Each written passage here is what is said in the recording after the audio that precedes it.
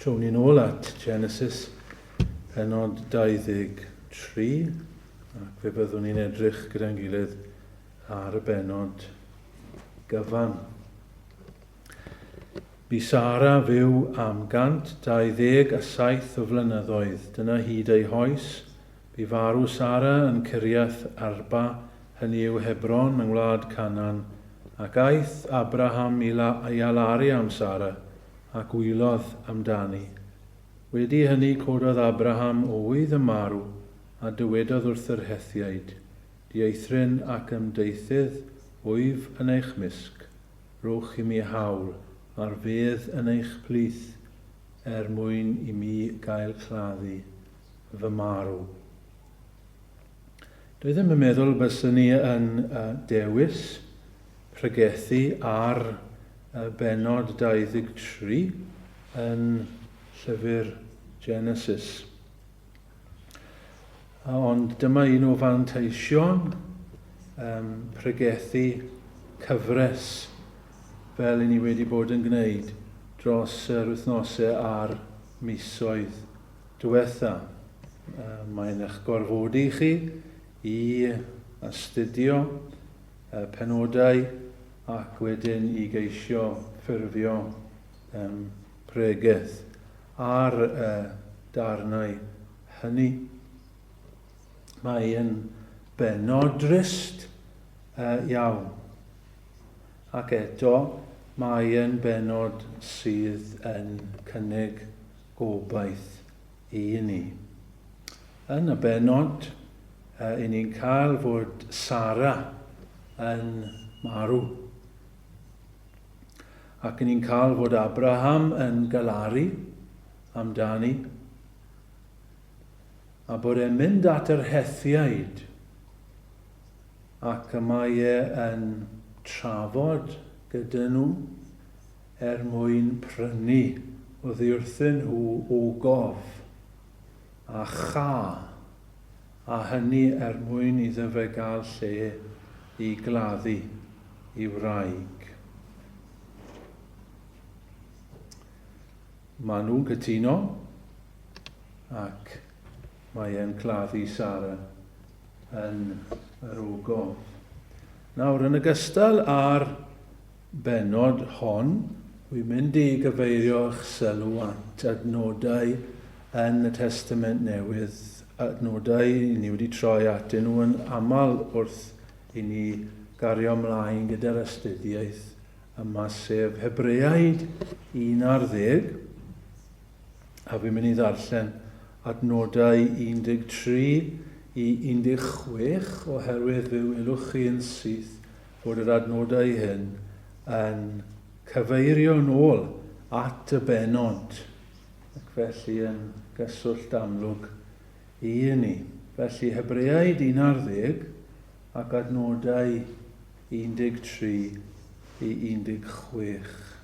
Mewn ffydd y bu farw'r rhai hyn oll. Heb dderbyn yr addewidion, aethyr o bell ei gweled hwynt, a chredu, a chyfarch, a chyfaddef mae dieithriaid, a pherynion oeddynt ar y ddeiar, canis y mae'r rhai sydd yn dywedyd y cyfryw bethau yn dangos yn eglur ei bod yn ceisio gwlad ac yn wir pe buasent yn meddwl am y wlad honno o'r hon y deithent allan, hwy a llasent gael amser i ddychwelyd aethyr yn awr, gwlad well y mae'n twy yn ei chwennych. Hynny yw i nefol o achos baham, nid cywilydd gan ddiw ei alw yn ddiw iddynt hwy o blegyd i fe a baratodd ddinas iddynt. Nawr, 4 peth ydw i am adel gyda chi heno. 4 peth yn codi o'r benod hon. 4 peth am Gristnogion allwn ni ddysgu o'r adnodau hyn. A fi'n mynd i roi'r 4 peth i chi, a wedyn nawn ni gweithio trwy'r benod gyda'n gilydd o dan y penodau hynny. Y peth cyntaf yw hyn, mae Cristnogion yn marw.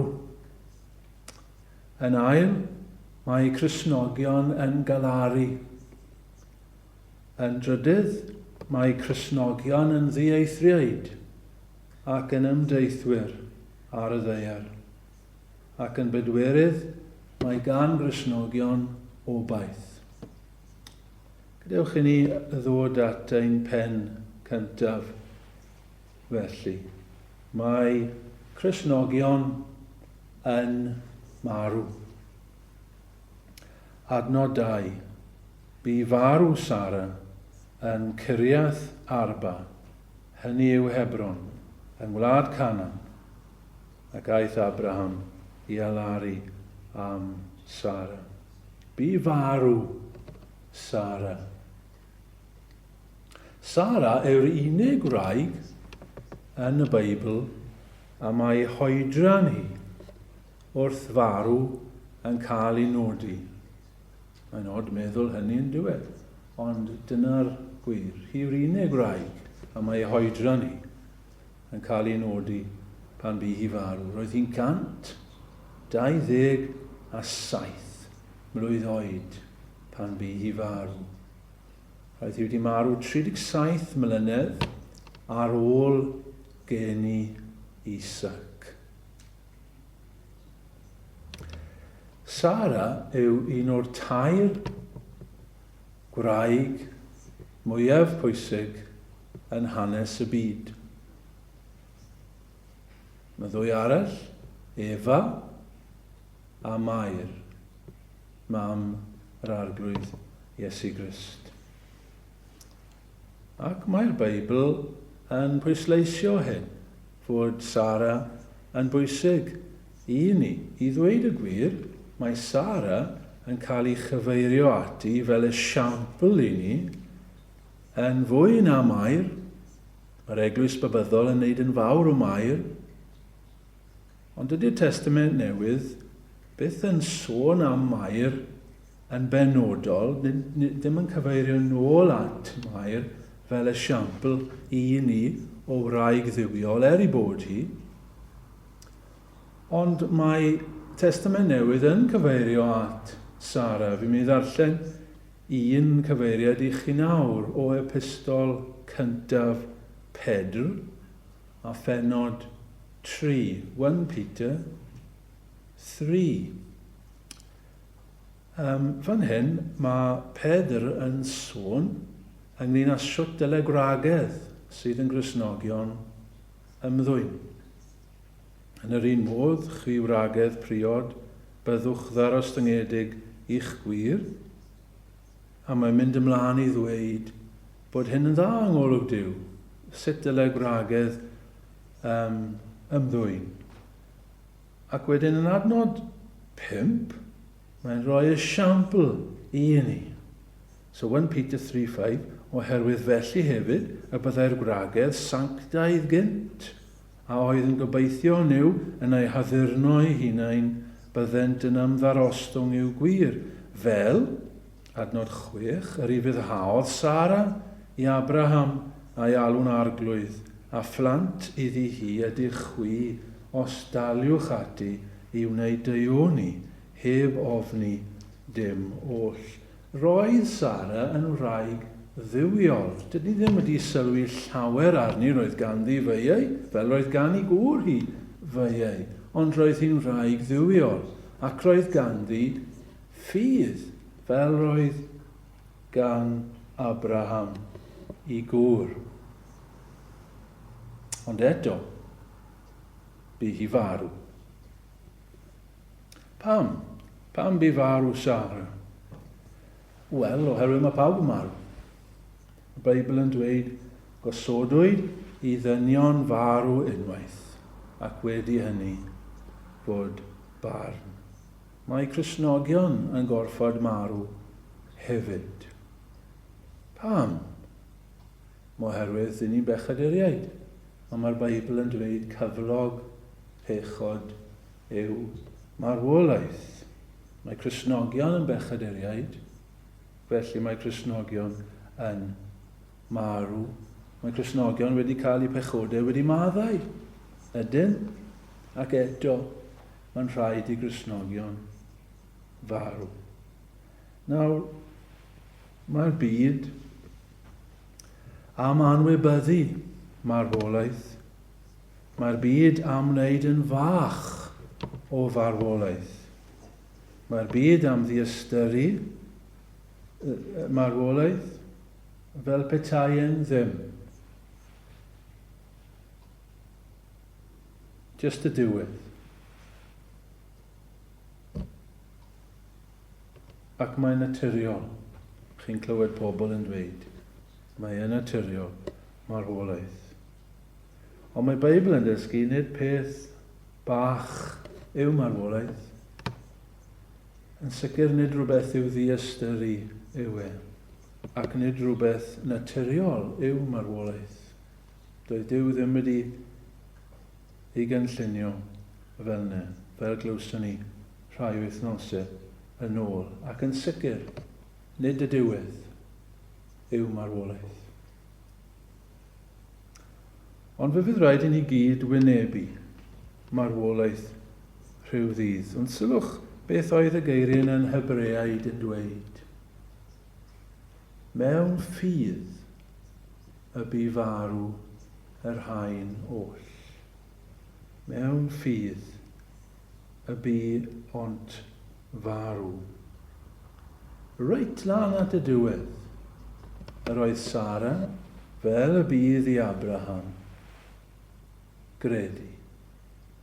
Chi'n gweld, nid gobeithio ni wedi gweld hyn yn ein halstudiaeth ni. Nid credu yw rhywbeth i chi wneud un adeg pan eich chi'n dod yn Gristion, a dyna fe, chi wedi credu, mae ffydd gyda chi. Na, i ni wedi gweld mae angen ffydd arna ni bob dydd. Rydyn ni'n byw trwy ffydd. Rydyn ni'n byw ar ffydd. Ac mae angen reit lan at y diwedd. Pan fyddwn ni gyrraedd ein gweliangau, fe fyddwn ni'n marw mewn ffydd. Bydd eisiau ffydd arna ni pryd ni weld. Wrth gwrs bydd eisiau ffydd arna ni y pryd hynny, oherwydd mae'n elyn. Ac mae'n anodd. Ac fe fydd eisiau ffydd arna ni, fel oedd eisiau ffydd ar Cristion yn taith y Pererin pan gyrraeddodd yr afon yna, fe ddechreuodd wegian, fe ddechreuodd suddo. Roedd e'n anodd iddo fe. Oedd eisiau ffydd arno fe yn yr afon. Bydd eisiau ffydd arno ni wrth i ni wynebu marwolaeth i hun. Bydd dim eisiau ffydd arno ni yn y nefoedd. Gawn ni weld pryd hynny, a'n llyged yn hun. Ond lan at farwolaeth, mae eisiau ffydd arno ni. Mae'n rhaid i ni bwyso, mae'n rhaid i ni gredu yr addewidion. A dyna'r allwedd, ynddo fe, os ych chi moyn marw mewn ffydd, mae'n rhaid i chi fyw trwy ffydd. Pen cyntaf felly, mae Cristnogion yn marw. Yn ail, mae Cristnogion yn galaru. Adnod 2 eto, bu farw Sara yn Ciriath Arba, hynny yw Hebron yng Ngwlad Canan, ac aeth Abraham i alaru am Sara ac wylodd amdani. Fe alarodd Abraham am Sara. Roedden nhw wedi bod gyda'i gilydd am 70 i 80 o flynyddoedd. Roedden nhw wedi rannu i bywyd gyda'i gilydd. Sawl degawd wedi bod gyda'i gilydd. Hi oedd cyswllt Abraham gyda'r hen ddyddiau, gyda'i pan oedd e'n byw yn Ur.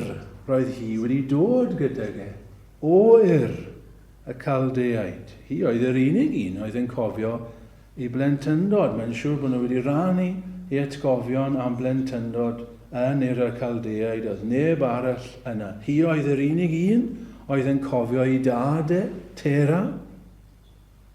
A bydden nhw wedi siarad am hynny siwr o fod. Ond nawr mae hi wedi marw.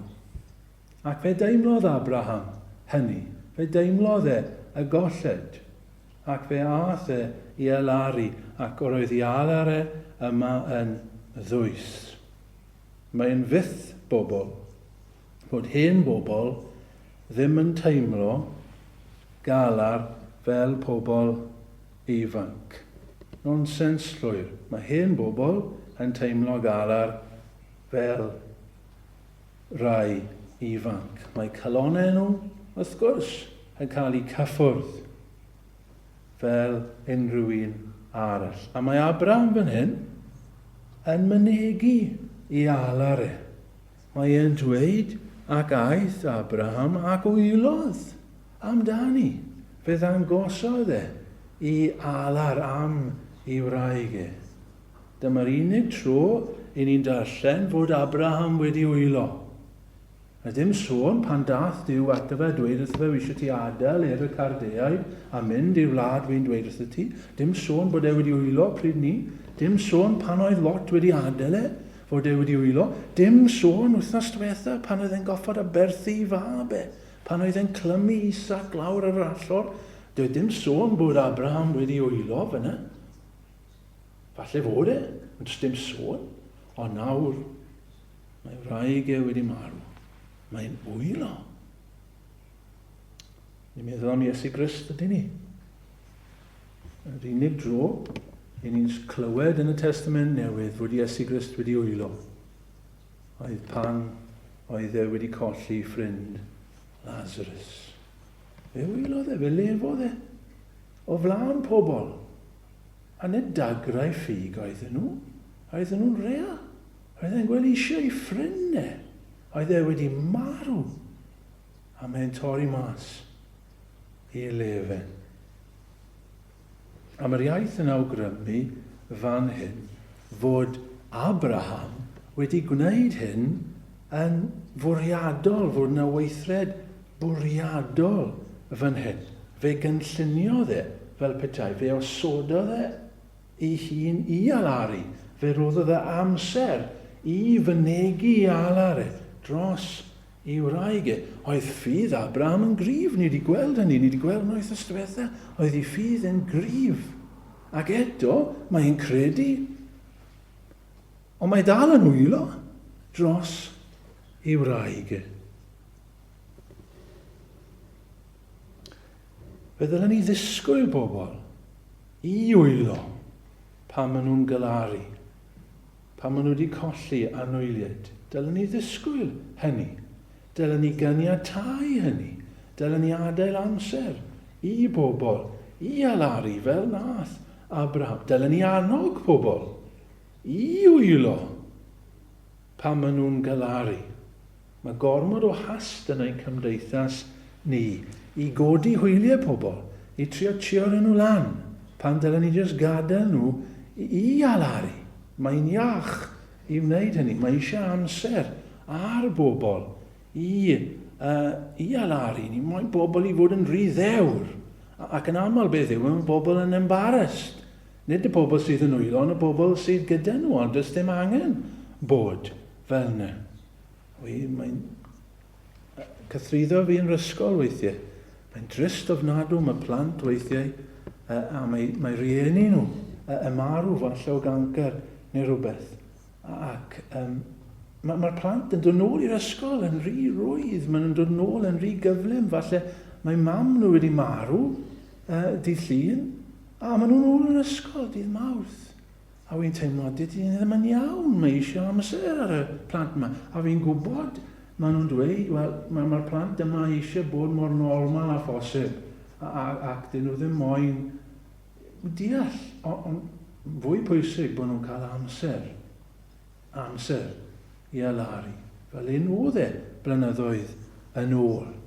Fyddai gwragedd yn gwisgo di, a fyddai amser iddyn nhw i alaru am i gwir am i gwragedd ac yn y blaen. Nid bod yn morbid yw hyn. A dydyn ni ddim yn galaru fel rhai sydd heb obaith.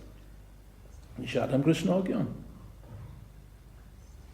Ond dyled roi amser i alaru. Dyna wnaeth Abraham. Mae Cristion yn galaru. Nawr yn drydydd, mae Cristnogion yn marw, mae Cristnogion yn galaru. Mae Cristnogion yn ddieithriaid ac ymdeithwyr. Adnod 4, no mae Abraham ar ôl galaru yn mynd at yr hethiaid yma oedd yn byw yn y wlad. Ac mae e'n dweud wrthyn nhw, rydw i'n ddieithryn ac yn ymdeithydd yn eich misg chwi. Yn yr hen Beibl, dieithryn a phereryn, mae'n credu. Mae'n dweud. Yn Saesneg, strangers and sojourners, neu strangers and aliens, mae'n credu, falle yw cyfieithiadau. A dyna oedd yn Hebreaid 11 hefyd. I bod nhw'n ystyried ei hun yn rhain i gyd wrth farw mewn ffydd, gan ystyried ei hun yn ddieithriaid ac yn ymdeithwyr ar y ddaear. Oedd Duw wedi addo tir i Abraham yn doedd e. Oedd e wedi addo y wlad iddo fe. Ond oedd dim gwlad wedi dod eto. Oedd Duw wedi dweud wrtho fe, bydde fe marw cyn cael y wlad, byddai ddisgynyddion e yn cael y wlad. A mae Abraham yn ystyried ei hun felly, yn ddieithryn ac yn ymdeithydd. Dyna oedd e. Ac i ni'n gyfarwydd iawn o hyn yn y dyddiau hyn, ydyn ni. Mae yna rhywbeth hynod o berthnasol am y geiriau a'r stad yma. Pobl sydd yn dod ac yn byw mewn gwlad a maen nhw'n ddieithriaid. Dyn nhw ddim o fan hyn. Exiles, immigrants. Maen nhw wedi gadael eu cartrefi. Ac efallai dyw pawb ddim yn eu croesawu nhw i'r wlad. Maen nhw'n ddieithriaid. Maen nhw'n foreigners. Y gair yn y Groeg fan hyn yw xenos. Xenos. Y gair yna sydd wedi rhoi xenophobia i ni, yn dyfe. Xenophobia yw ofn pobl dieithr, pobl dramor, pobl sydd ddim fel ni. Xenos. Dyna oedd Abraham. Dieithryn. A stranger. A traveller. Na gair arall dyn ni ddim yn licio yn dyfe.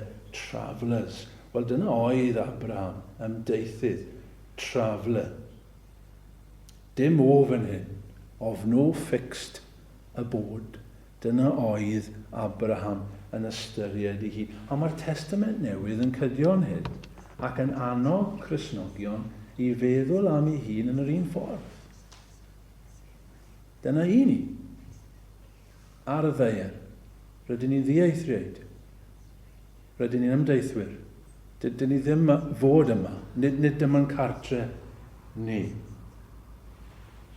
Mae Pedr eto yn defnyddio fe yn dywe. 1 Peter 2:11. Gyfeillio'n annwyl rwy'n deisef arnoch fel astudion. Dyna air arall yn dywe.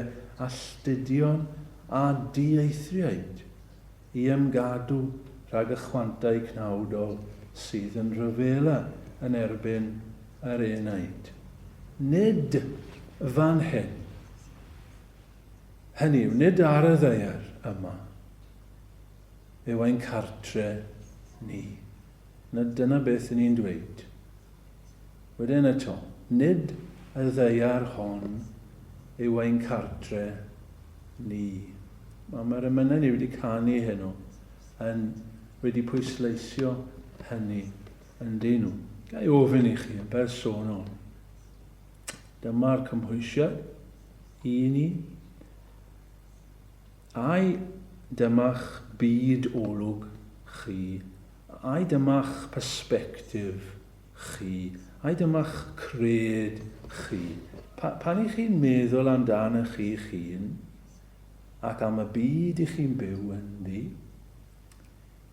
ydych chi'n meddwl am eich hun fel, wel, rydw i'n ddieithryn yma. Nid dyma nghartre fi. Nid dyma lle wi fod. Wy'n ymdeithydd yma, wy'n bereryn yma, taith y pereryn. Rydw I jyst yn pasio trwy yma. Mae'n brawf da, yndw e. Mae'n test da. Os ydyn ni'n Mae eisiau'r tests yma arno ni, y profion yma. Ydw i'n Gristion? Wel, dyma chi test da.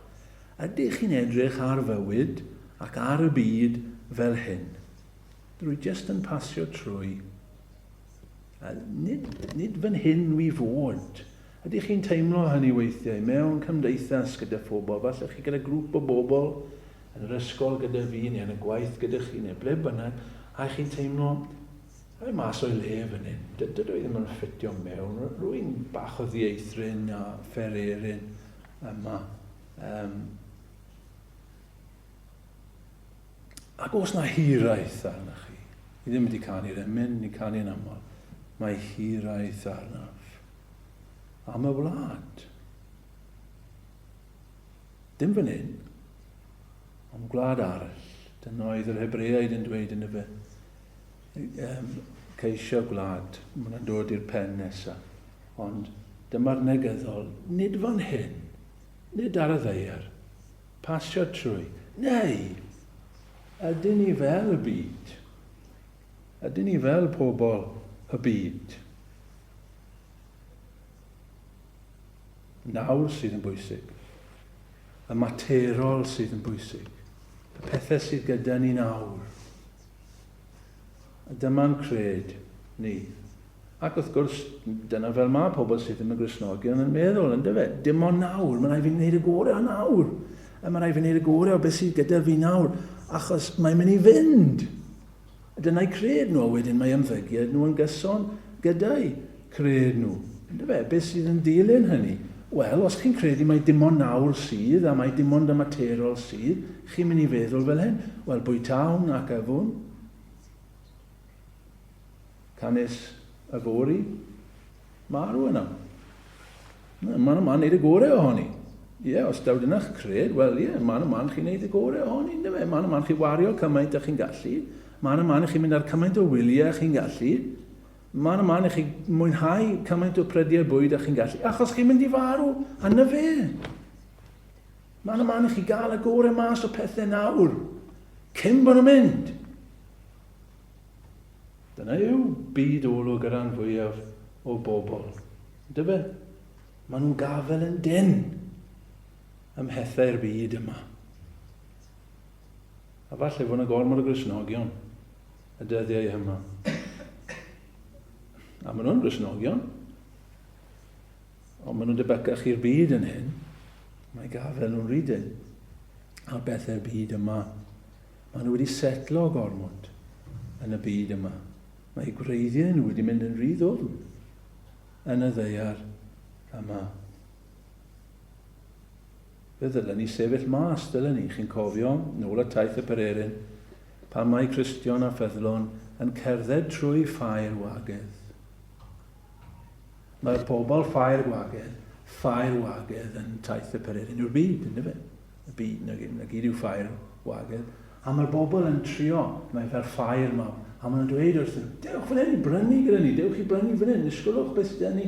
A mae Cristion a ffyddlon jyst yn cerdded trwy, maen nhw'n edrych, ond dyn nhw ddim yn cael I denu am yr bobl yn chwerthin arnyn nhw ar y dechrau, achos bod nhw'n edrych yn wahanol, ac achos bod nhw ddim yn cymryd sylw. Ond erbyn y diwedd, dyn nhw ddim yn licio fe. Maen nhw'n casau y ddoi hyn, erbyn nhw ddim wedi gwneud dim byd cas, ond dyn nhw ddim yn cymryd sylw o'r pethau hyn sydd yn cymryd sylw pobl ffair wagedd. Ond maen nhw'n pasio trwy. Maen nhw'n mynd I rhywle gwell. Cori ten Boom wedodd fel hyn. Hold everything in your hands lightly. Otherwise, it hurts when God pries your fingers open. Hold everything in your hands lightly. Pethau byd yma mae'n siarad amdano. Dim byd yn bod ar y pethau hyn, dyn ni ddim yn dweud, na ddylen ni cymryd diddordeb yn y pethau hyn. Ond dal nhw'n ysgafn. Achos gallen nhw fynd unrhyw adeg. Allen ni fynd unrhyw adeg. Otherwise, it hurts when God pries your fingers open. Mae Paul yn dweud fel hyn. Philippians 3:17. Philippians 3:70. Yr un pwynt sydd gan Paul fel hyn.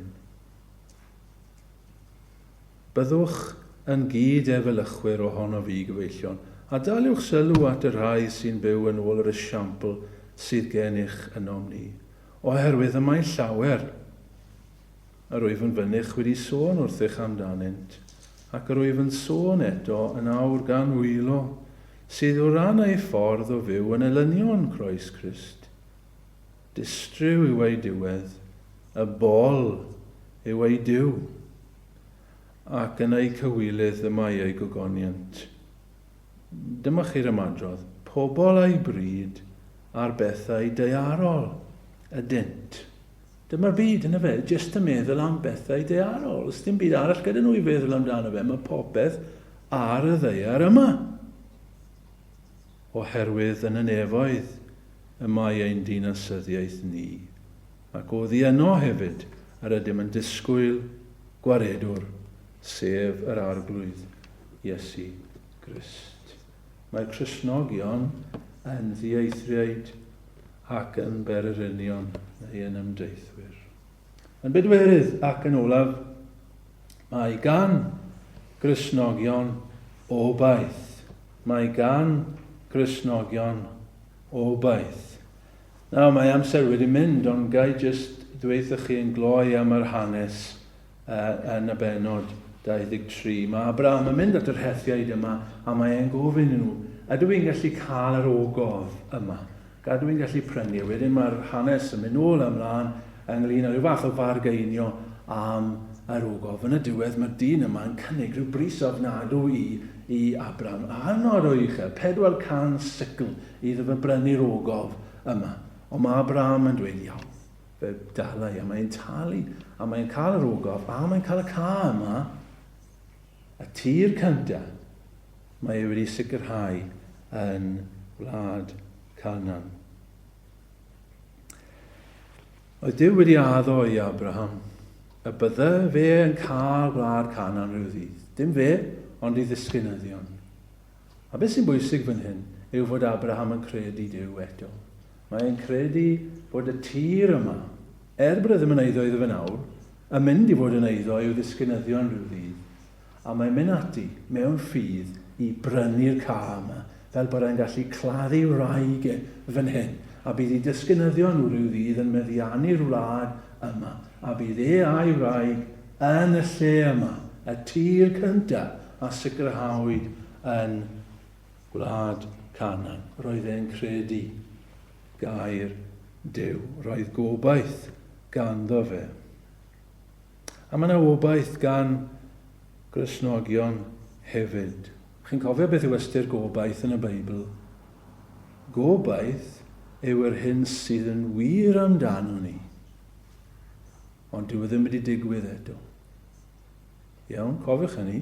Gobaith yn y Beibl yw dim jyst rhyw gobeithio fel mae'r byd yn gobeithio bydd yn braf fori.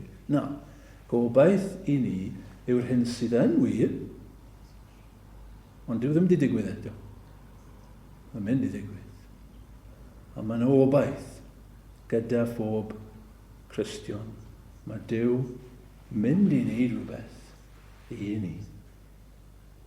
Beth yw gobaith y Cristion? Nawr mae'n ddieithryn yn y byd yma ac yn ymdeithio trwy. A mae'n mynd i farw rhyw ddydd. Ond rhyw ddydd, mae Iesu Grist yn mynd i ddod nôl, ac mae'n mynd i ddod i'w fedd, ac mae'n mynd i ddweud fel wrth fedd Lazarus, dere mas. A mae'r Cristion yn mynd i godi, ac mae'n mynd i etifeddu y ddeiar newydd. Gweld ffrindiau, meddwl weithio ni'n mynd yn wrong fan hyn. Ni'n meddwl am y dyfodol fel nefoedd. Mae hynny'n wir. Ni'n mynd i fynd i'r nefoedd. Ond ni'n dueddol i feddwl am y nefoedd fel rhywbeth eitha, chybod, anelwig, fel cymylau, cotton wool, a mae'n mynd i fod yn eitha, wel, dy ddim mynd i fod mor real a hyn. A bron y bod, dy ddim mynd i fod mor dda a hyn. Ond mae'n un wrong. Na, mae'r Cristion yn mynd i godi eto i'r byd. I'r byd. Ni'n mynd i gael corff, ond corff gwell. Ac ni'n mynd i gael bywyd ar y ddeiar newydd, a'r nefoedd newydd. So mae'n mynd i fod fel y diwrnod gorau ar y ddeiar, ond llios i 100, llios i 1000, llios i 1,000,000. Mae'n mynd i fod yn real. Ni'n mynd i gael bywyd. Ni ddim yn mynd i gael just fflwt o'n beth di, yn neud dim byd, a canu rhyw gyneuon. Na, ni'n mynd i cael bywyd ar y ddeiar. Dyna'n gobaith. A dyn ddim yn mynd i golli mas, chi'n gweld. So, bod ni'n ymdeithio trwy nawr, ac yn gadael y pleserau yma, dyn ni ddim yn mynd i fod ar ein colled. Dyna beth mae'r byd moyn i ni feddwl yn dyfe. Chi'n ffyliau Cristnogion. Chi'n colli mas ar y pleser. Sgwlwch ar y pethau i ni'n neud. Gallech chi neud, ond di chi ddim. Achos ddim ar rhywbeth yn bod yna chi. A mae'r diafol moyn i ni feddwl fyna. Chi'n colli mas. Peidiwch dilyn hyn. Chi'n colli mas ar y pleserau. Na, mae Duw yn dweud. Chi'n mynd i gael y pleserau rhyw ddydd. Ar y ddeiar. Ar y ddeiar newydd. Ac yn y nefoedd newydd. Felly, rwch eich bryd, medd Paul. Nid ar pethau'r ddeiar, ond ar y pethau sydd yn y nefoedd. Byddwch yn ddieithriaid nawr. Byddwch yn ymdeithwyr nawr. Byddwch yn bereryn nawr. Gan ddisgwyl. Glad sydd well. Fe unaid ymestyn ymlaen. Na orffwys, nes cyrraedd y tir, y ganan dragwyddol ei chan, y sabath hyfrydol yn wir.